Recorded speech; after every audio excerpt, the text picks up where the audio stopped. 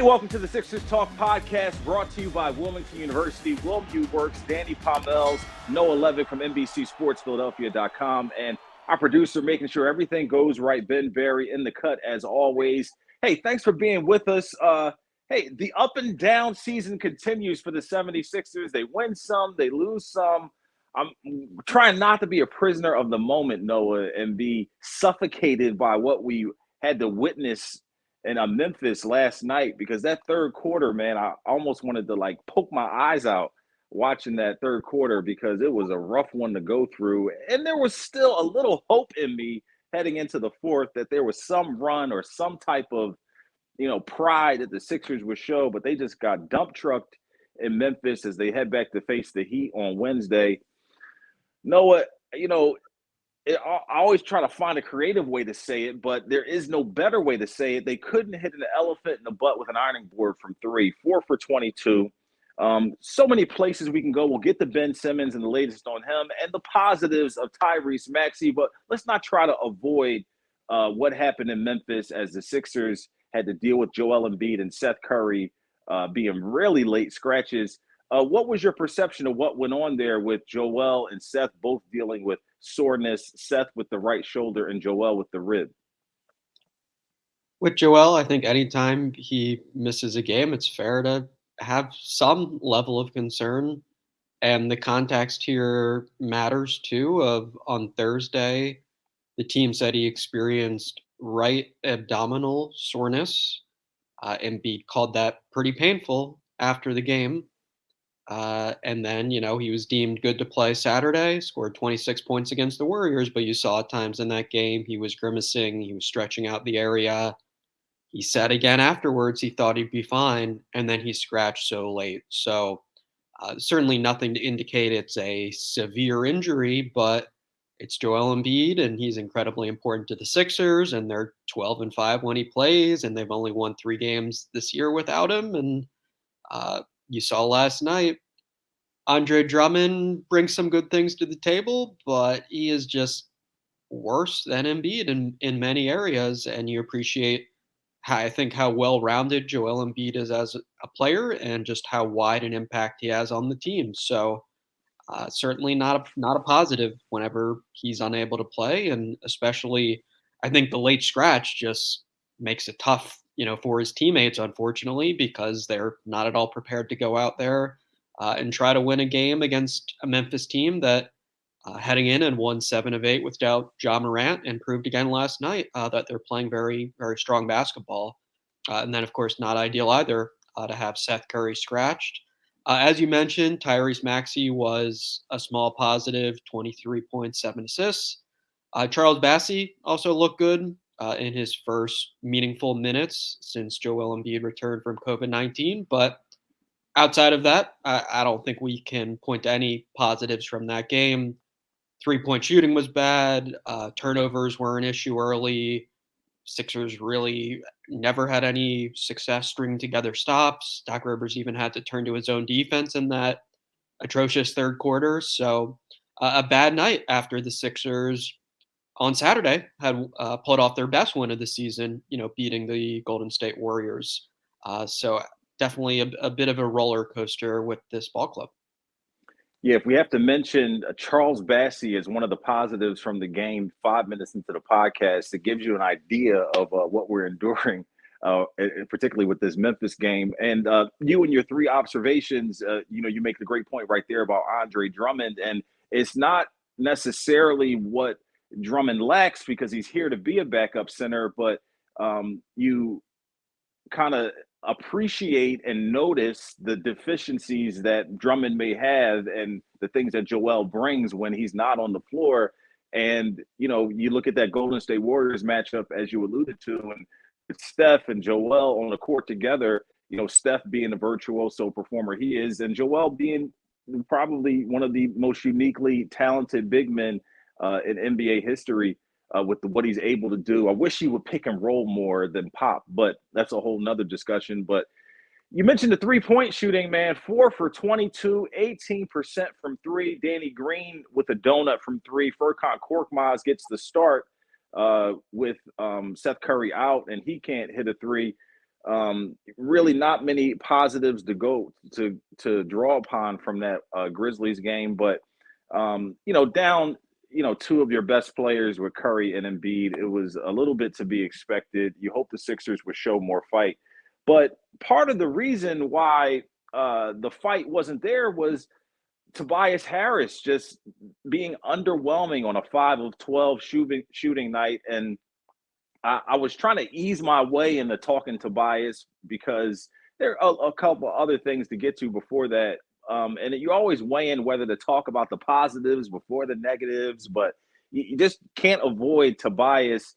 And part of the issue is that you go through all of last season and he has this big redemption year, and so many people were, you know, behind him, particularly feeling that he might have been snubbed from the all-star team. And he falls just short of that 50-40-90 mark, and you think going into this season there'll be a lot of momentum, but it seems like when with Ben Simmons' absence, and particularly when Joel Embiid's not there, Tobias doesn't have those moments where he steps to the plate to kind of be that go-to guy. And we see Maxey step up when Joel Embiid's not in, but not quite the same, 20, 25, maybe 30 point, put the team on his back type of performance from Tobias. Do you think that we're asking too much from him? Is this just who he is, and he's more of a third piece, kind of a complementary player than someone who can kind of take things over, Noah? I don't think I'd go quite as far as to say this is who he is. I do think he's at least a little bit better as a player than what we've seen this season. And it doesn't excuse everything in terms of him not stepping up in these games without Embiid, but it does matter that he missed time with COVID-19. He missed time recently with left hip soreness, and then additionally a non-COVID illness. And he has said on many occasions he's a player where rhythm and the flow of the offense and ball movement, like these things are very important to him. And he thinks when that's intact, like his game is a lot better. And to me, it is understandable to an extent that when he hasn't had a sustained stretch of games in the lineup, his play is going to be a bit worse. And perhaps if he starts, being able to avoid some of these injuries and absences, his play will improve a little bit. But yeah, overall, he looked more comfortable last season when the Sixers had two All-Stars in Joel Embiid and Ben Simmons. And Harris could, I think, bide his time in some games where it was like, okay, we need someone to give us a little scoring punch or to score a couple post-up baskets here or to just provide a timely bucket. And he was pretty good, I think, at being that guy. In addition to improving defensively and as a passer in ways that not many people forecasted. And then the question heading into this year was, could he maintain those levels? And then could he perhaps even develop a little bit further? And so far, he has not done well on those fronts. I think, unfortunately for the Sixers, some of the excellent fourth quarter and clutch scoring he provided last year, when the Sixers had the best clutch winning percentage in the NBA, it looks a bit fluky right now, and it's certainly not something that he has replicated early in this year. So, to be frank, I would expect him to improve a little bit, provided that the health is there and that he's in the Sixers lineup. But do you expect anything dramatic, or for him to suddenly become an all-star level player? I think no Sixers observers are expecting that at this stage. He is in some ways who he is, but the Sixers would hope that his play will get a little bit better, moving forward here.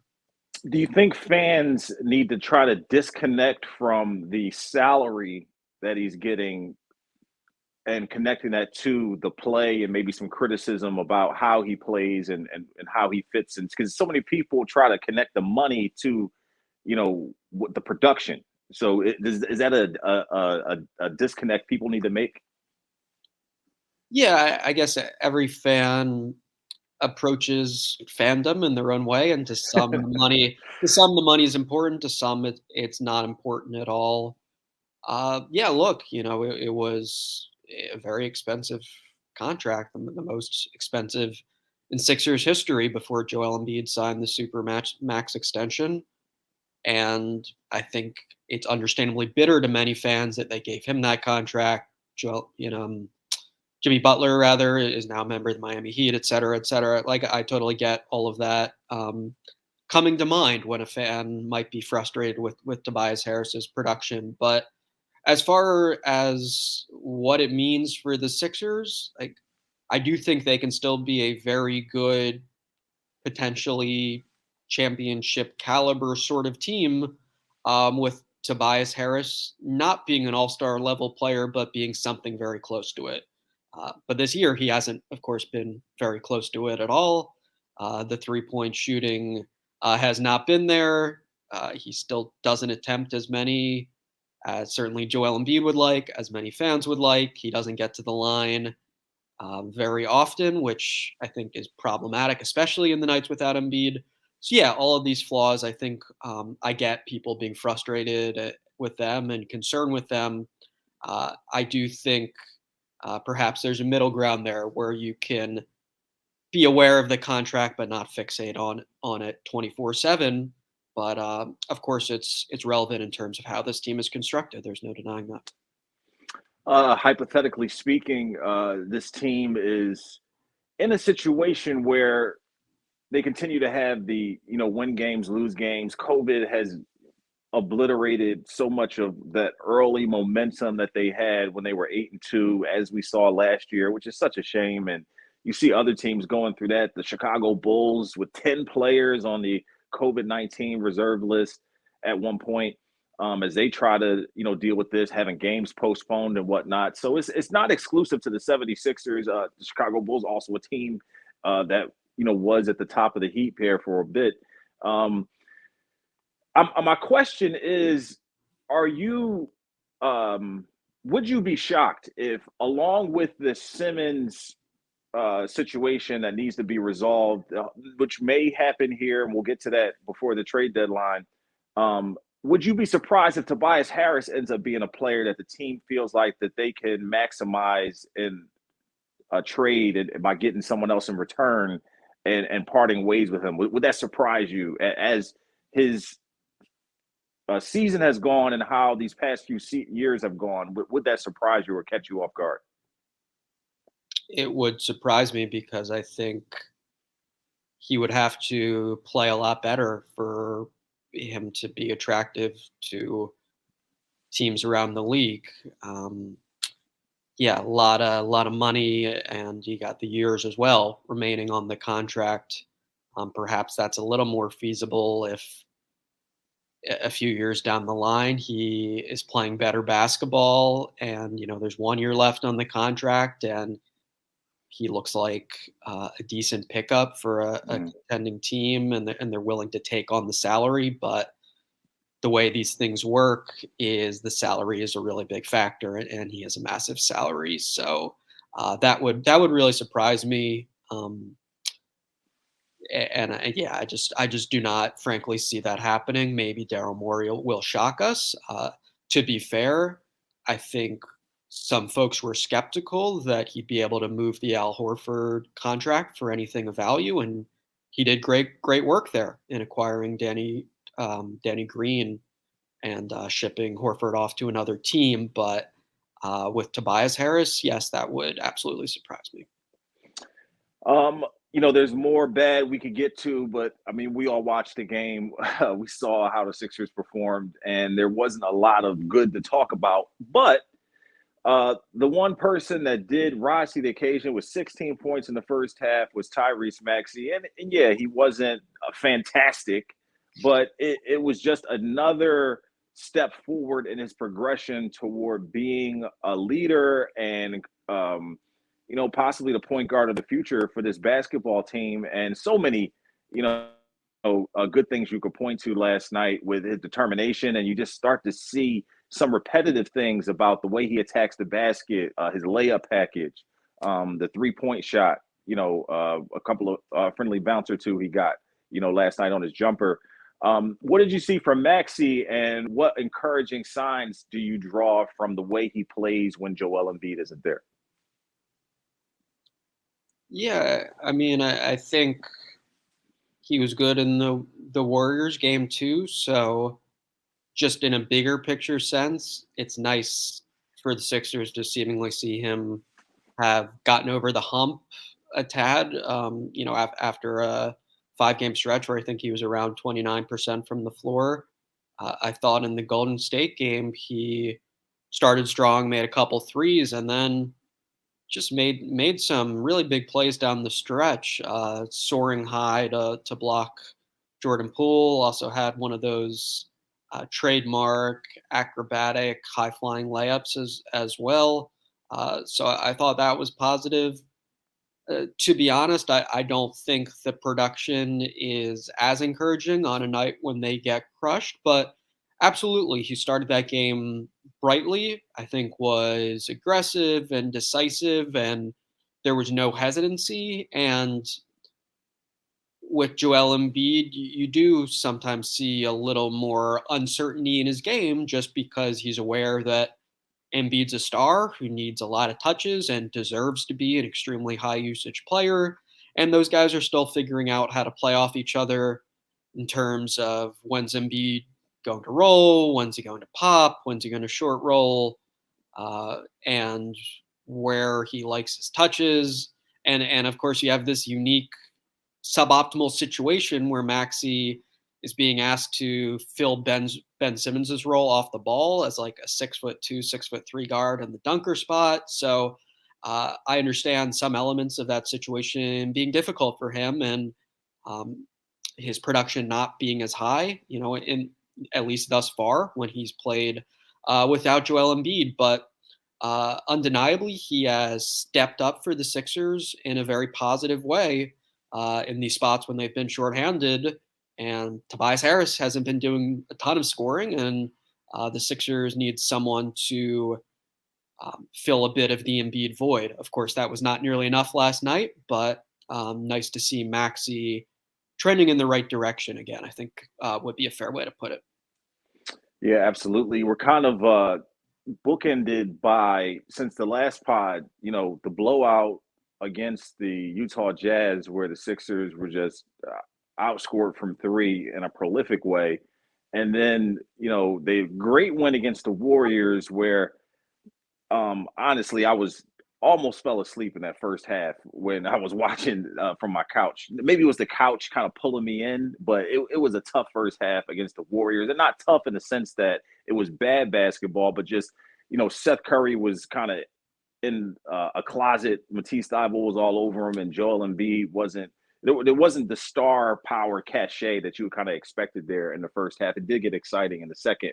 But saying all that to say, you're bookended by these, a tough game against Utah where they were outscored, and then this game where Seth and Joel Embiid were scratched about a half hour before tip-off or less.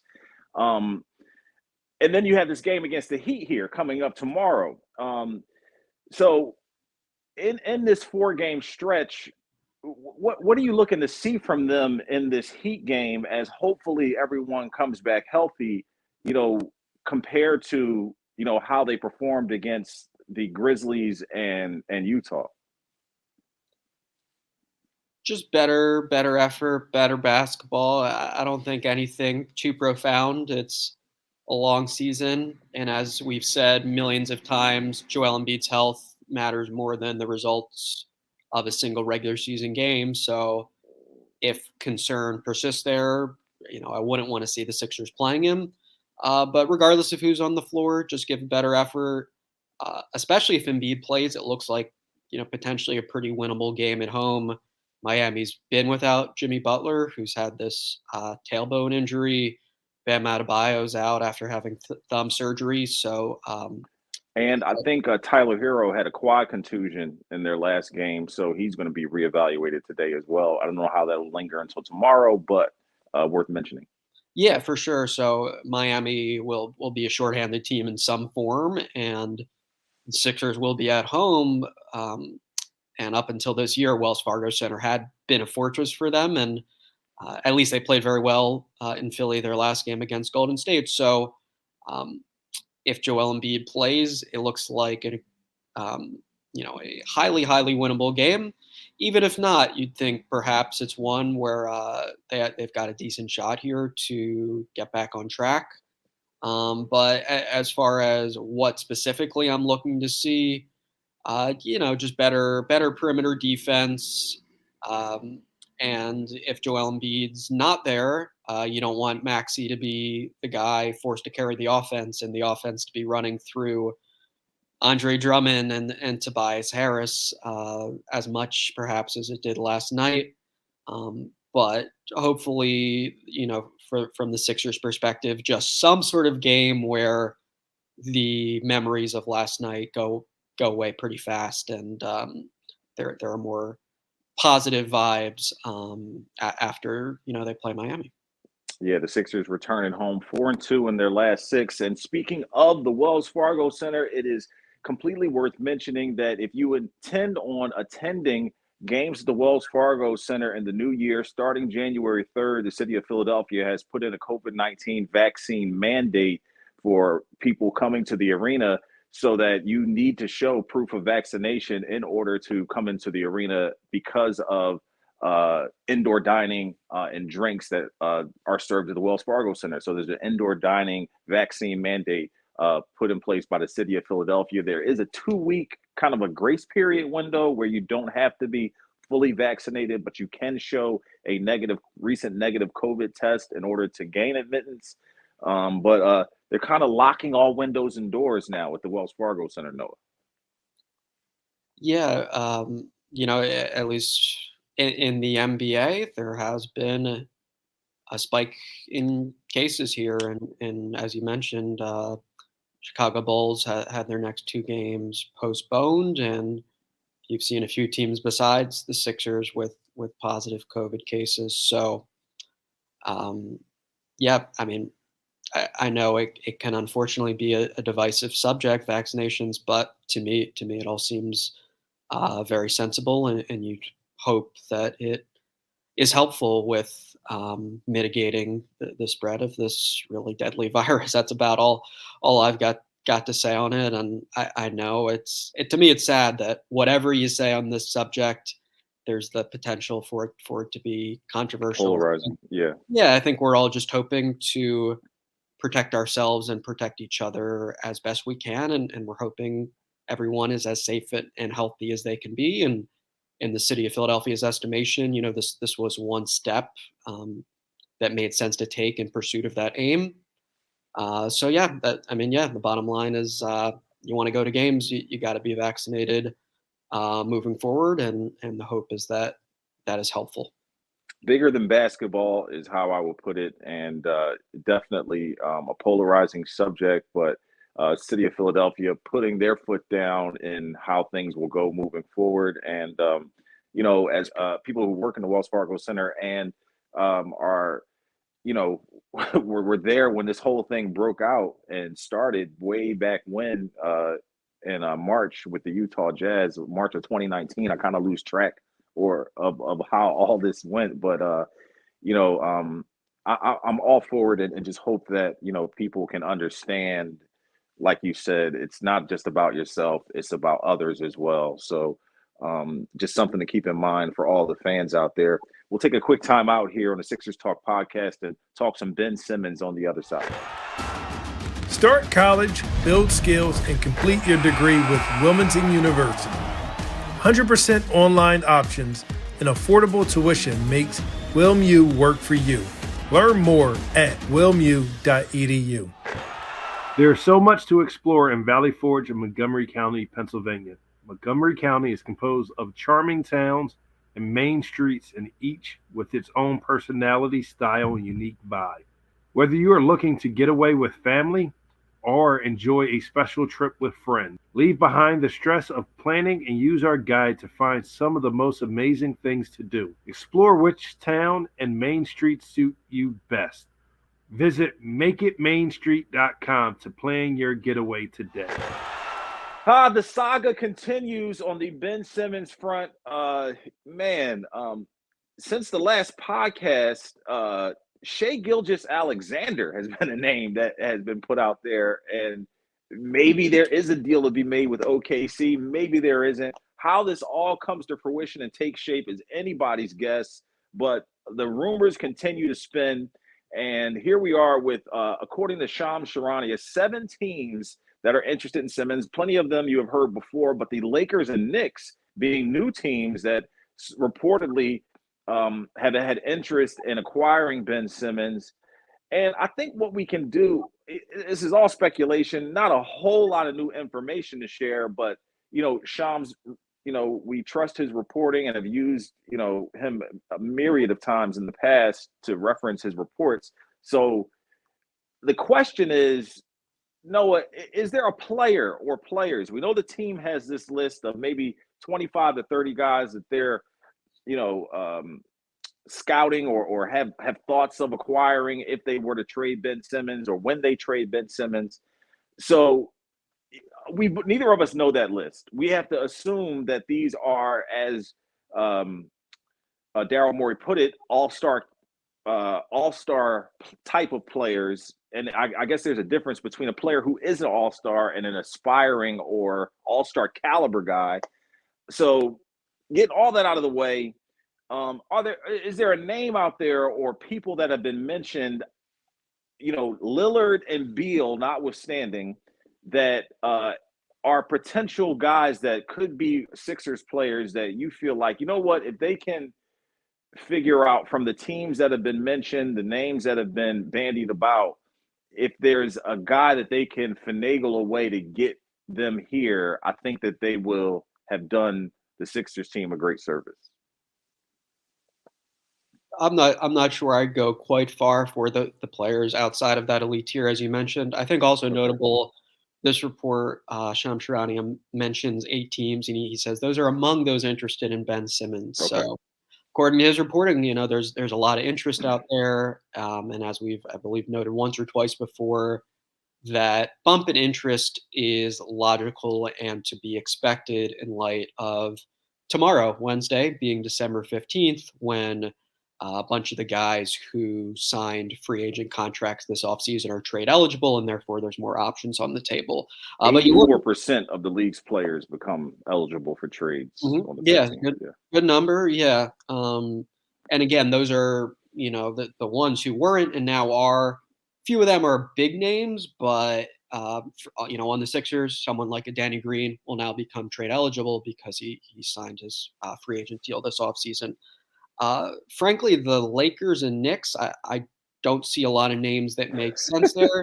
And as we've talked about, I don't expect LeBron James to be a Sixer, anytime soon. So,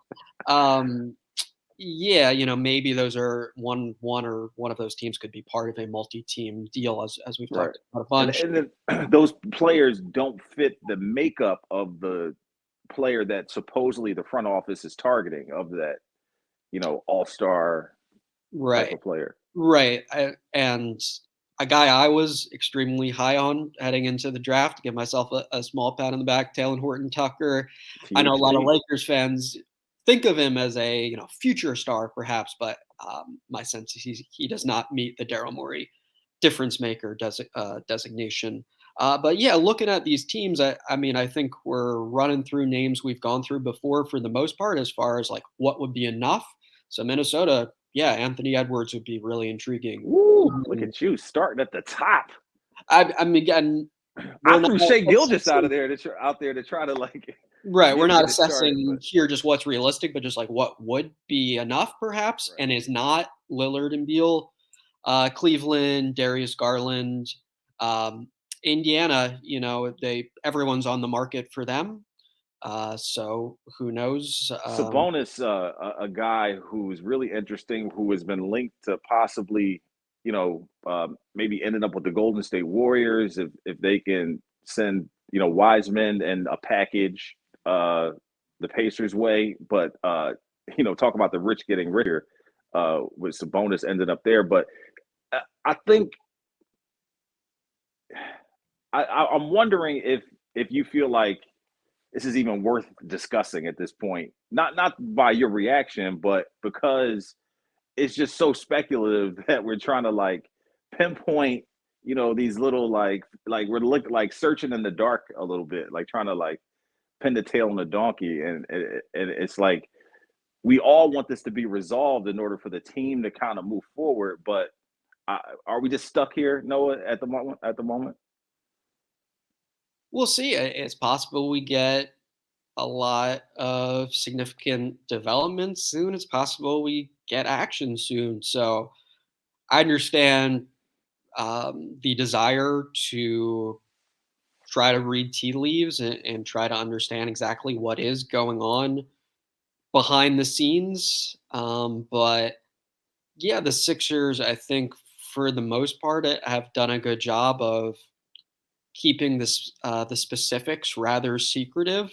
Although we have seen this reporting in recent days that they're gathering momentum. That was per ESPN, and that they are at least engaged in discussions. But yeah, you can folks can speculate if they'd like, but yeah, it's hard to know exactly what the deal is going to be at the moment, or when exactly it's going to happen. It could be shortly after December 15th. It could be this offseason. Like at the moment, neither of those outcomes would shock me. Are you of the mind that the Sixers still have a chance to realize their lofty goals of, the Eastern Conference Finals and things like that with the proper trade? Do you feel like a late or mid-season acquisition here could change their fortune really dramatically with guys like Lillard and Beal, not being included? I don't think that's incredibly unrealistic. The team is 12-5 when Joel Embiid plays. The Sixers were the Eastern Conference's #1 team last season. I don't think they're that far away. I also don't think they're so close, and the team just needs one little move to get over the hump. And that's part of Daryl Morey's stance too, in that he doesn't want to settle for multiple role players or young pieces and draft picks. Like, he wants a difference maker, and understands that the Sixers' chances of beating a team like the Bucks or the Nets in the playoffs probably aren't that great if he can't swing such a deal. But I think we have seen the potential at times this season. As you mentioned, started 8-2 when the team was mostly healthy. They just beat the Golden State Warriors. Matisse Thybulle looks like one of the best defenders in the whole damn league. Tyrese Maxey is exciting, and he's improving. And if the pairing with Joel Embiid gets better, that's also really intriguing as far as what it would mean for the Sixers' quote-unquote ceiling. So I don't think they're in an ideal spot. I also don't think that it is so ludicrous to believe that they're one good Ben Simmons trade away from being a contender, not being the favorites in the Eastern Conference, not everyone thinking, oh, the Sixers nailed that deal and they're automatically going to topple the Bucks now, but certainly being legitimately in the mix. I think I'm one of the people who is concerned about maximizing and utilizing this prime Joel Embiid is in. He's MVP runner-up last year. Who knows how many peak years he has left at that level, because we even see this season he's not been as efficient. Obviously, the COVID stuff has had a huge impact, but being able to get someone who can complement Joel in his prime is probably the thing that I'm most focused on. Do you have are you leaning that way as well?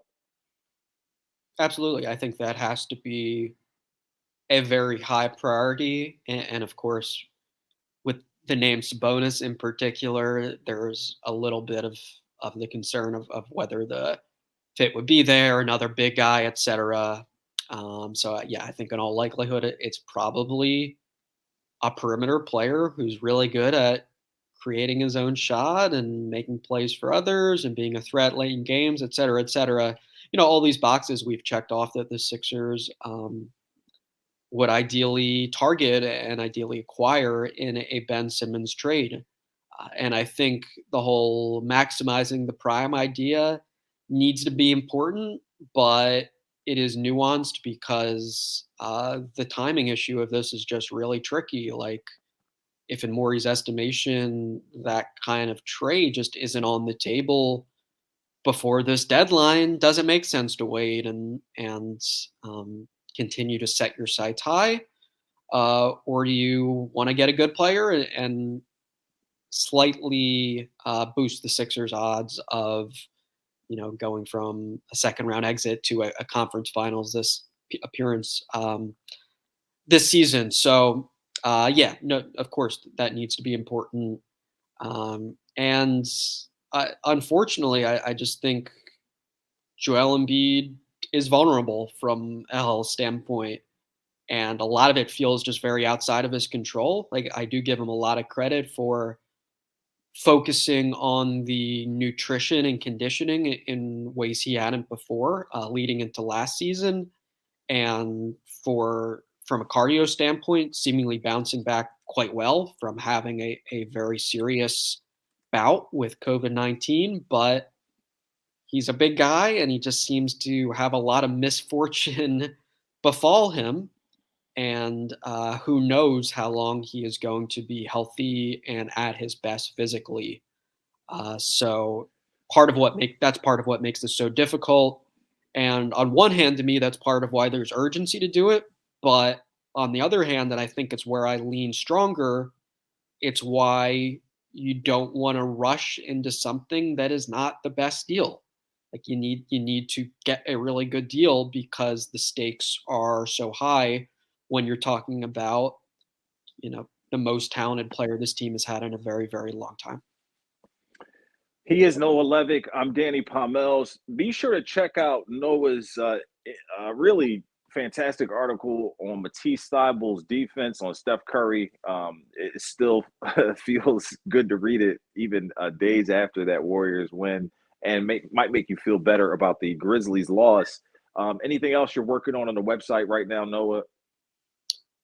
Yeah, moving forward, we're just trucking along with these games for the most part. I will mention or give a shout out to Ben, who had asked the same question a while back. I said I would have a Tyrese Maxey film review.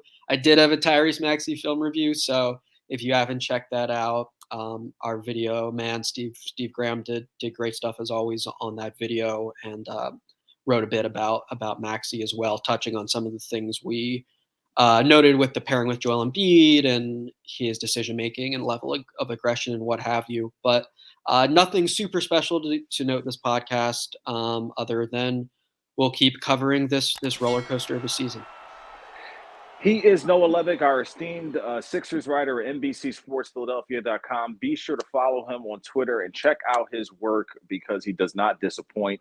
For Ben Berry, our producer extraordinaire, I'm Danny Pommells. This has been the Sixers Talk podcast brought to you by Wilmington University.